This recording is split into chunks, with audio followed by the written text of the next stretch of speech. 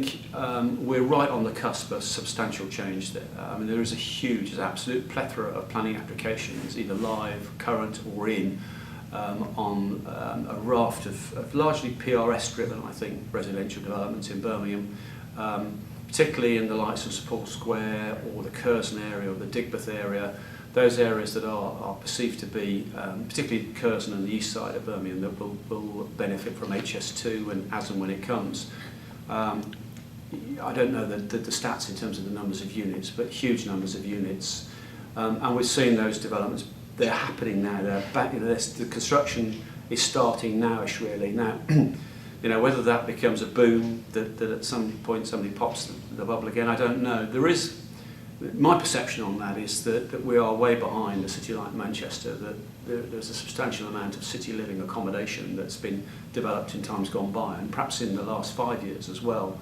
We're much lower on that curve here in Birmingham. So there's a lot of take-up in the kind of the millennial generation that want to sort of live and work in the same vicinity, can walk to work, cycle to work. So hopefully that's sustainable and we won't see a boom-bust scenario.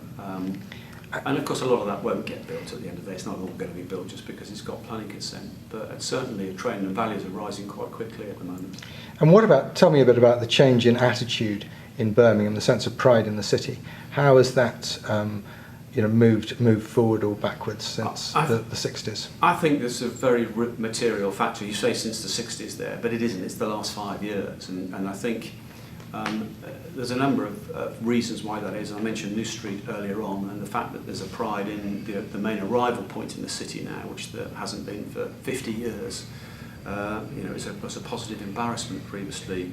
But also the fact that the decision was to embark on HS2, and the fact that Birmingham was the first stop north.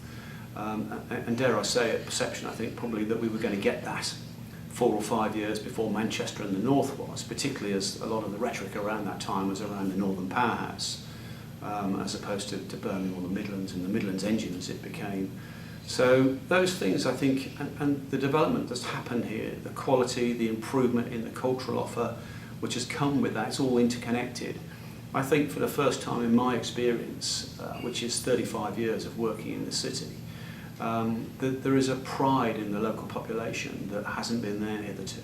Brummers have always been quite self-deprecating, quite embarrassed about their city. And in the last few years, you detect that that's changed now. People are actually very willing to talk to you or to talk to people from outside of the city in quite glowing terms about how they feel about their city. How young it is. I think it's probably the youngest city in Europe. It's got the highest percentage of people under the age of 25 or 30 of any city in Europe. And you see that on a Saturday if you walk down New Street, one of the main retail streets in the city. You see that very young, very diverse, very multicultural. And I think that's part of this city's future, a big part of the future that Birmingham has embraced. It's had its knockings here and there. Along the way, but it has embraced, and it will stand it in very good stead as an employment attractor for major businesses going forwards.